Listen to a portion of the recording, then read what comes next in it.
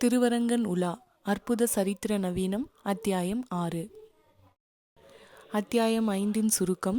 வல்லபனும் தத்தனும் அந்த சத்திரத்திலிருந்து புறப்படுகிறார்கள். வழியில் ஒரு காட்டாறு அருகே தங்கி இரவு முழுவதும் அங்கு தங்கிவிட்டு மறுநாள் குளித்துவிட்டு கிளம்பும்போது ஏதோ ஒரு ஆள் வாளுடன் அங்கு ஓடி வருகிறான். அதை பார்த்து அதிர்ச்சி அடைந்து நிற்கிறார்கள். அங்கு என்ன நடந்தது என்பதை இனி காண்போம்.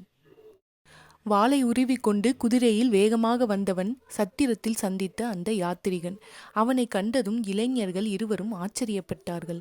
பிறகு என்ன நடக்குமோ என்று சிந்தனை பண்ணி தங்கள் பொதிகளிலிருந்து வாள்களை உருவிக்கொண்டார்கள்.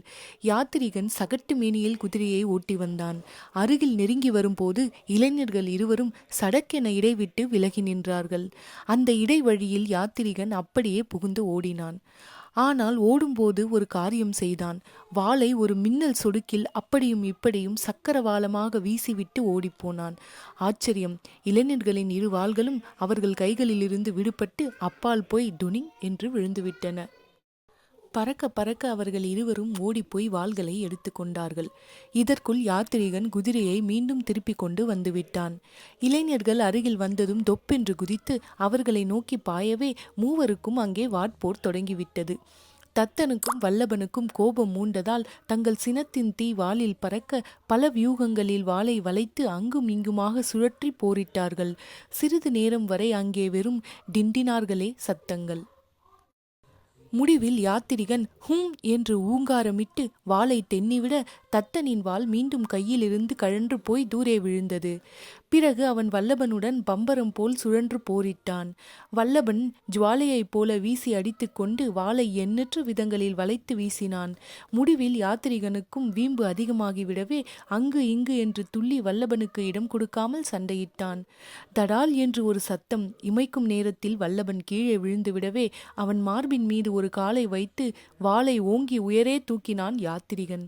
தூரத்தில் தத்தன் நெஞ்சு பதறி நிற்க வல்லபன் தன்மேல் விழவிருக்கும் வாளை உற்று நோக்க அதே நிலையில் சிறிது நேரம் நின்றிருந்த யாத்திரிகன் சடக்கென தன் வாளை தூர எறிந்துவிட்டு பகபகவென சிரித்தான்.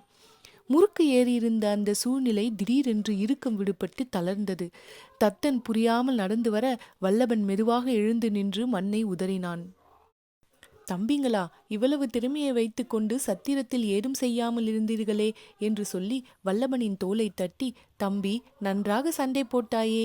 இந்த திறமையை நீங்கள் காண்பிக்க வேண்டிய இடத்தில் காண்பிக்க வேண்டிய நேரத்தில் காட்டினாலன்றோ சுத்த வீரர்கள் ஆவீர்கள். சத்திரத்தில் காண்பிக்காமல் சோர்ந்து விட்டாயே. இனி அப்படி செய்யாதே. ஒரு உருமல் உருமினால் வாளை உருவு, ஒரு அதட்டல் அதட்டினால் இரத்தத்தை பறக்க அடி என்று சொல்லி மீண்டும் பழையபடியே ஹே ஹே என்று சிரித்தான். இளைஞர்கள் இருவருக்கும் அவனை பார்ப்பதற்கே வெறுப்பாக இருந்தது. தங்கள் இருவரையும் இவ்வளவு சாதாரணமாகவும் சீக்கிரமாகவும் அம்மானை ஆடிவிட்டானே, அவ்வளவுக்கு இடம் கொடுத்து விட்டோமே, சண்டை முறையில் பல நுணுக்கங்களை கற்கவில்லையே என்று நினைத்தார்கள். தத்தன் முதுகிலே யாத்திரிகன் தட்டப்போக அவன் அலட்சியத்துடனும் வெறுப்புடனும் தள்ளிப்போனான். சிரித்து கொண்டே யாத்திரிகன், தம்பி, உனக்கு ஏன் இவ்வளவு கோபம்? உங்களை சோதிக்க அல்லவா வந்தேன் என்றான். அதற்கு இதுதான் வழியா? குப்பாயமெல்லாம் கிழிந்துவிட்டது, உத்தரியம் அழுக்காகிவிட்டது, நாங்கள் 2ஆம் முறை அல்லவா குளிக்க வேண்டும் என்றான் கோபமாக. வழிநடை என்று புறப்பட்டு விட்டால் இதையெல்லாம் பொருட்படுத்தக்கூடாது தம்பி. தத்தன் போய் தாழங்குடியை எடுத்துக்கொண்டு திரும்பினான். பிறகு ஆத்திரமாக, சோதனை என்று சொன்னீரே, எங்களை நீர் சோதனை செய்ய வேண்டிய அவசியம் என்ன என்று கேட்டான். உடன் வல்லபனும் தொடர்ந்து, ஆமாம், நீங்கள் யார் எங்களை சோதனை செய்ய என்று கேட்டான். அப்படியா கேட்கிறீர்கள்? உங்கள் இருவருக்கும் அந்த பெண்ணுக்கும் ஏதோ சம்பந்தம் இருப்பது போல் எனக்கு தோன்றியது. ஆதலால் நீங்கள் யார் என்று சோதிக்க வந்தேன் என்றான். எங்களுக்கும் அந்த பெண்ணுக்குமா? உங்கள் அதியூக மதிநுட்ப மூளையிலே அப்படி ஒரு அபார எண்ணம் தோன்றியதே, அதை மெச்சிக்கொள்ளத்தான் வேண்டும் என்றான் வல்லபன். என் மூளையிலே நுட்பமான எதுவும் தோன்றாது. ஏனெனில் நான் அதிகமாக யோசிப்பதே இல்லை. உங்களுக்கு அந்த பெண் ஒரு முறி எழுதியிருந்தாள், அதை பார்த்துத்தான் என்று இழுத்தான். முறியா? ஆமாம். அந்த பெண்ணா எழுதியிருக்கிறாள்? ஆமாம். வல்லபன் அந்த கணத்திலே பரபரக்க, வல்லபா, அவர் சொல்வதை நம்பாதே. அந்த சேவக தலைவனை விட இவர் ஒரு பெரிய பசப்புக்காரர் என்றான் தத்தன். ஹே ஹே என்று சிரித்த யாத்திரிகன், தம்பி, இன்னும் உன் கோபம் அடங்கவில்லையோ? உனக்கு சந்தேகம் இருந்தால் நீயே இதை படித்து பார்த்துக்கொள் என்று இடுப்பு கச்சத்தை எடுத்து அதிலிருந்து ஒரு நறுக்கை எடுத்து அவன் முன் போட்டான். நறுக்கு முறையான ஓலை நறுக்காக இல்லை. ஏதோ சாதாரண ஓலை பெட்டியின் மெருகேற்றாத ஓலையைப் போல் கச்சித உருவம் இல்லாமல் இருந்தது. அது கீழே உருண்டு போய் நின்று காலை தென்றலிலே உயிருள்ளது போல் சிலுசிலுப்பு காட்டியது. வல்லவனுக்கு அதை ஓடிச் சென்று எடுக்க எண்ணம். ஆனால் தத்தனின் அனுமதி அதற்கு வேண்டும் போல் தோன்றியது. தத்தன் இடத்தை விட்டு நகரவில்லை, பேசவும் இல்லை. தாழங்குடையை சக்கரம் போல் வெறுமனே சுழற்றி கொண்டிருந்தான். ஓஹோ, நீங்கள் பெரும் வலுவர்கள் போல் இருக்கிறதே. நான் சொல்வதை நம்ப மாட்டீர்கள் போல தோன்றுகிறதே. இந்தா மற்றும் ஒரு அடையாளம் என்று சொல்லி மீண்டும் கச்சையின் மற்றொரு பகுதியை எடுத்து அதிலிருந்து மிக கவனமாக எதையோ வெளியில் எடுத்தான். உயரே அவன் அதை தூக்கி காட்டிய போது ஒரு மகர கண்டிகை இளம் காலை ஒளியில் மினுமினுத்தது. இருவரும் அதை அதிசயத்தோடும் சந்தேகத்தோடும் பார்த்தார்கள். தம்பிகளா, கேளுங்கள் கதையை. நீங்கள் இருவரும் சொல்லாமல் புரியாமல் சத்திரத்தை விட்டு போய்விட்டீர்கள். நானோ நன்றாக விடிந்து ஒரு ஜாமத்திற்கு பிறகுதான் புறப்பட்டேன். புறப்படுவதற்கு முன்னாலே சத்திரத்தை எல்லாம் பார்வை பண்ணினேன். முக்கியமாய் அந்த பெண் இருந்த அறையிலே போய் பார்த்தேன். அங்கே கட்டில் கால் பக்கத்தில் ஏதோ மின்னியது. போய் பார்த்தால் இந்த மகர கண்டிகை. அதனுடன் நூலில் சுற்றி ஓலை போல் ஏதோ கிடந்தது. பார்த்தால் இந்த நறுக்குமுறி. அதை பிரித்து படித்தபோது அது உங்களுக்கு என்று தெரிந்தது. ஆஹா, இந்த இளைஞர்களுக்கு இந்த பெண் தெரிந்தவள் போல் இருக்கிறாளே. நறுக்கையும் கண்டிகையையும் உங்களிடம் கொடுக்க வேண்டுமே என்று நினைத்து உங்களை தேடி இங்கே வந்தேன். நம்பினால் நம்புங்கள், நம்பாவிட்டால் போங்கள். சரி, நீங்கள் நிற்கும் நிலையை பார்த்தால் என்னிடம் சரியாக பேச மாட்டீர்கள் போல இருக்கிறது. நான் உத்தரவு பெற்றுக்கொள்கிறேன் என்று கை கூப்பினான். வல்லபனின் பார்வை அந்த நறுக்கு மேலே கிடந்தது. அதன் மீதுள்ள மந்தமான ஒளி கூட ஏதோ தகதகக்கும் ஒளி போல் அவனுக்கு தோன்றியது. மெதுவாக எழுந்தான் அவன். நறுக்கின் அருகில் போய் அதை எடுத்தான். அது ஒரு எழுத்து ஓலையே அல்ல, சாதாரண கூடை முடையும் ஓலை. அதை பிரித்து பார்த்தான். முதலில் ஒன்றுமே தெரியவில்லை, எழுத்துக்களே இல்லை. பிறகு கூர்ந்து கவனித்ததில் எழுத்துக்கள் தெளிவில்லாமல் இருப்பது தெரிந்தது. அதை எழுத்தாணி கொண்டும் எழுதவில்லை, வேறு அதிக கூர்மையில்லாத எதையோ கொண்டு முறையாக எழுத முயன்றிருந்தார்கள். சிரமப்பட்டு வல்லபன் அந்த நறுக்கை வாசித்தான். அவசரத்தில் அலங்கோலமாக எழுதப்பட்டிருந்தது. சத்திரத்திலே தாமசம் செய்த இளைஞர்களுக்கு கண்டிகையை அடையாளம் வைத்து நான் எழுதுவது. நான் தெற்கே என்ற இடத்தில் சடக்கென நின்றுவிட்டது. வல்லபன் முன்னும் பின்னும் திரும்பி பார்த்தான். அதற்கு மேல் எதுவும் இல்லை. அதை எடுத்து போய் தத்தனிடம் கொடுத்தான். தத்தனும் படித்துவிட்டு மேலும் கீழும் புரட்டினான். பிறகு மெல்லிய குரலிலே, இவன் பசப்புக்காரன், இவனை நம்பக்கூடாது என்றான். நறுக்கையும் கண்டிகையையும் பார்த்தால் பொய் என்று தோன்றவில்லையே. கண்டிகை பல 100 கழஞ்சுகள் பெறும் என்றான் வல்லவன். பிறகு அவன் யாத்திரிகனை நோக்கி, ஐயா, நீர் சொல்வது செய்வது எல்லாமே எங்களுக்கு சந்தேகத்தை கொடுக்கின்றன.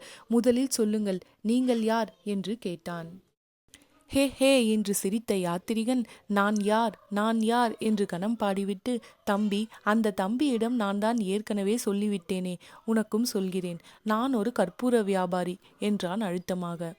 வியாபாரியா? ஆமாம், வியாபாரிதான். என் ஆட்களுடன் நான் வியாபார யாத்திரையிலே போகிறேன். கற்பூரம் மட்டும்தான் நான் வியாபாரம் செய்யவில்லை. கிராம்பு, லவங்கப்பட்டை, சீனப்பட்டு, சாதிப்பத்திரி, வாசனா திரவியம் எல்லாம் வியாபாரம் செய்கிறேன்.